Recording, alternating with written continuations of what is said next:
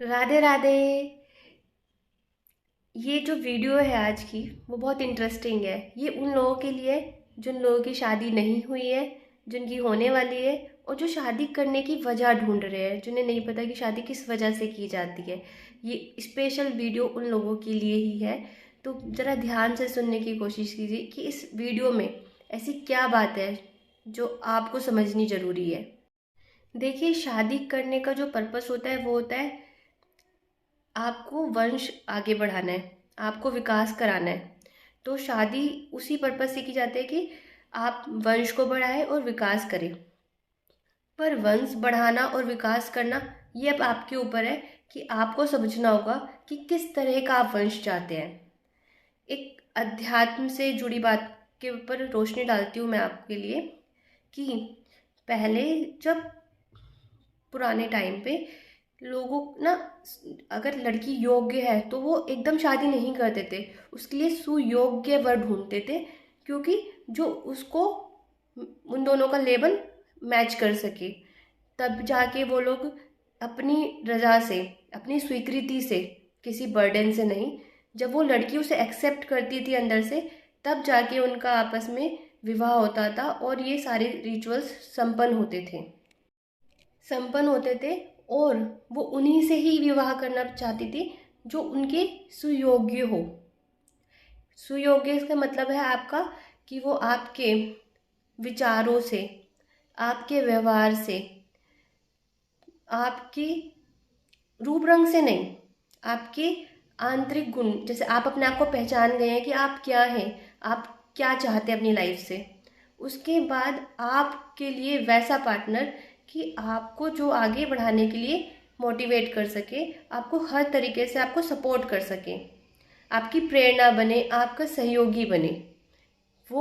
हम किसी भी उद्देश्य की पूर्ति कर रहे हैं खाली बस खाना बदोशों की तरह कि हमने शादी कर ली बच्चे पैदा करने, और शादी का मुख्य उद्देश्य है सुयोग्य वर ढूंढते हैं जिससे कि जो भी आने वाली संतान है या वंश है वो बहुत समझदार हो और इस पीढ़ी से आगे जैसे हमारे जो गुण हैं उसके अंदर अब आएंगे और जो आने वाले के लिए और अच्छा हो।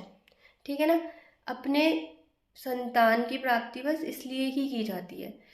देखिए, संतान प्राप्ति तो हर कोई कर रहा है, जानवर भी कर रहा है, कोई भी कर रहा है, इंसान भी अब बस शादी इसलिए कर रहा है कि समाज में रहने के लिए। पर शादी का सही मतलब ये नहीं है।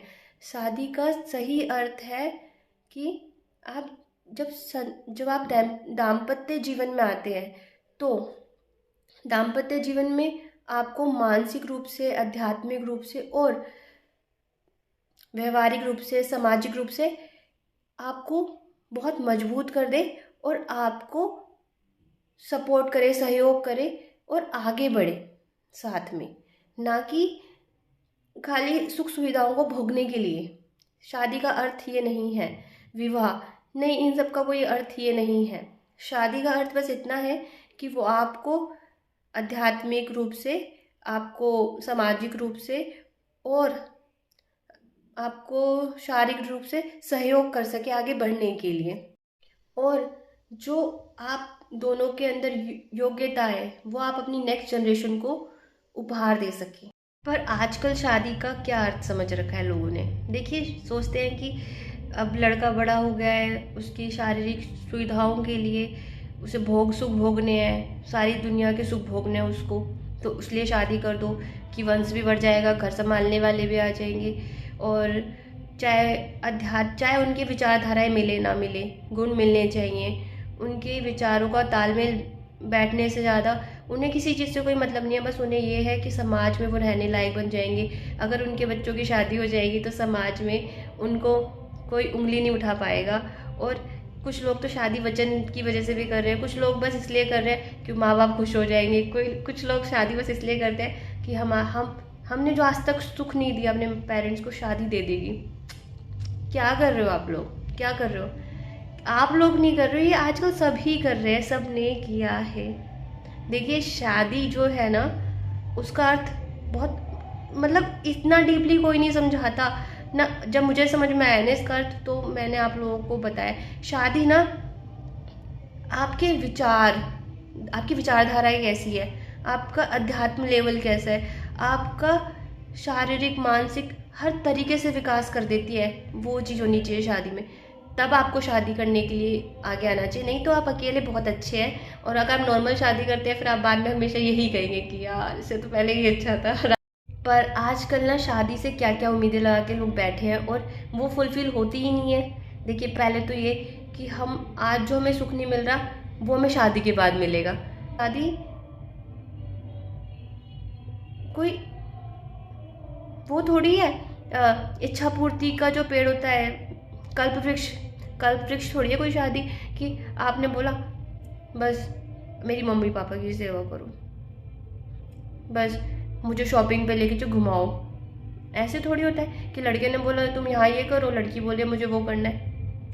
शादी तो विचारों का तालमेल है, आपके व्यवहार का तालमेल है, आपके अध्यात्म का तालमेल है।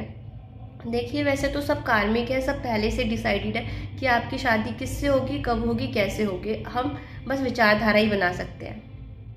शादी कोई शर्तों का मेल नहीं है, शादी आपका सहयोग है। अर्धांगिनी का मतलब होता है, अर्धांगिनी का अर्थ होता है आधा अंग।